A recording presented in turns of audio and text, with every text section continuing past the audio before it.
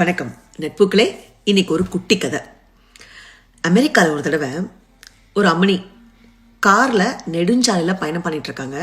அப்படி போயிட்டு இருக்கும்போது திடீர்னு அவங்க கார் டயர் பழுதாகி ஒரு ஓரமாக காரை நிப்பாட்ட வேண்டிய சூழ்நிலை வந்துடுது. என்ன பண்ணுறதுன்னு தெரியல. தனியாக பயணிச்சுட்டு இருக்காங்க. ஸ்டெப்னியை மாற்ற முடியாது அவங்களால.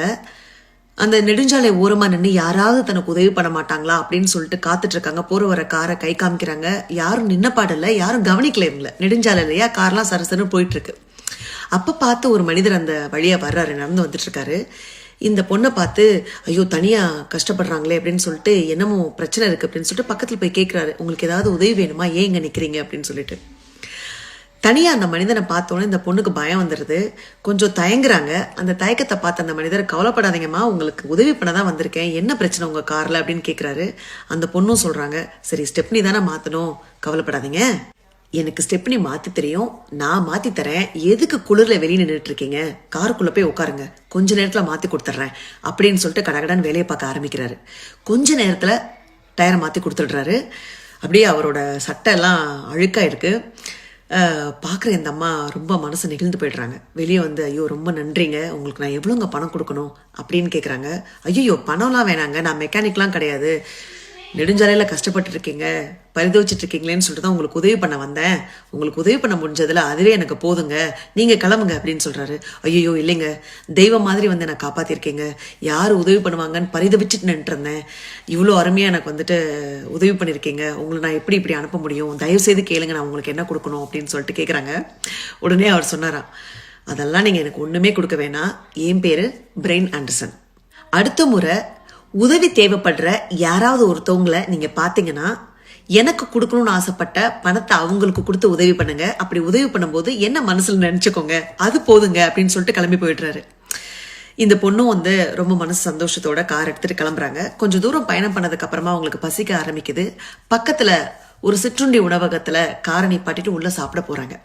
அப்ப 8 மாத நிறை கர்ப்பிணியா இருக்கிற ஒரு பொண்ணு அவங்களுக்கு பரிமாறதுக்கு வர்றா. வந்தவொடனே அவங்கள வந்துட்டு வாங்க வாங்கன்னு சொல்லி உட்கார வச்சு அவங்கள ஆசுவாசப்படுத்திட்டு என்ன தேவைன்னு கேட்டு ரொம்ப சுறுசுறுப்பா வேலையெல்லாம் பார்த்து அவங்களுக்கு உணவு கொடுக்குறா. அந்த பொண்ணை பார்த்தாவே தெரியுது, அவ்வளவு உடல் சோர்வுலையும் சுறுசுறுப்பா வேலை பார்க்குறா. அந்த பொண்ணு கண்டிப்பா வந்துட்டு கஷ்டத்துல தான் இருப்பான்னு பார்த்தாவே தெரிஞ்சது இந்த அம்மாவுக்கு. உடனே என்ன பண்றாங்க, சாப்பிட்டு முடிச்சதுக்கு அப்புறமா ஒரு $100 கொடுக்குறாங்க கையில. இந்த பொண்ணு அவங்க சாப்பிட்டதுக்கான பணம் போக மீதத்தை கொண்டு வந்து கொடுக்கலான்னு வந்து பார்த்தா இந்த அம்மணி அதுக்குள்ள கிளம்பி போயிட்டாங்க. அடக்கடவுளே, மீத பணத்தை வாங்காம கிளம்பி போயிட்டாங்களே அப்படின்னு சொல்லிட்டு கவலைப்பட்டுக்கிட்டே அந்த மேஜையை துடைக்க ஆரம்பிக்கிறாங்க. பார்த்தா அதுல இன்னும் $400 இருக்கு.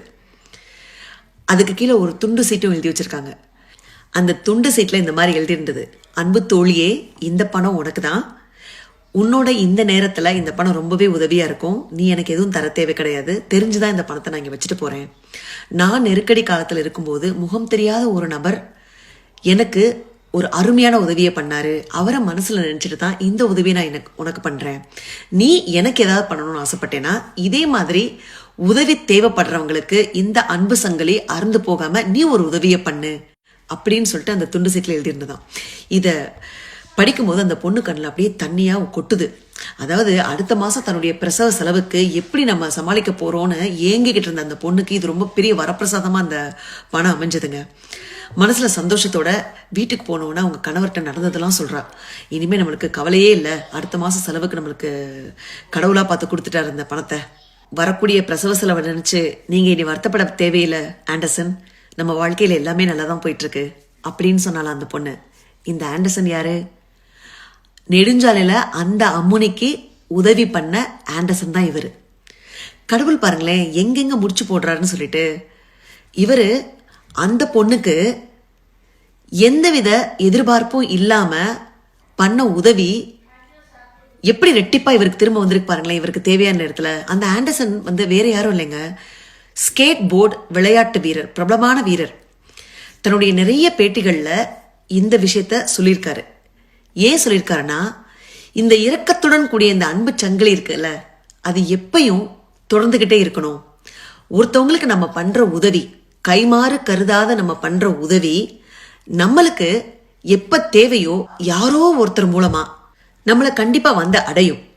ஆகவே நட்புகளே, இன்னைக்கு நாம நல்லா இருக்கோம், உயிரோட இருக்கோம் அப்படின்னா நம்மளை சுத்தி யாரோ ஒருத்தவங்க நம்ம மேல காட்டுற உண்மையான அன்பை தவிர வேற என்னவா இருக்க முடியும்?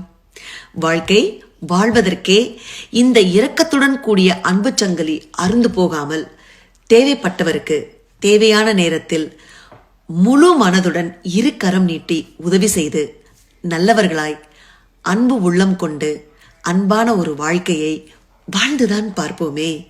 நன்றி, வணக்கம்.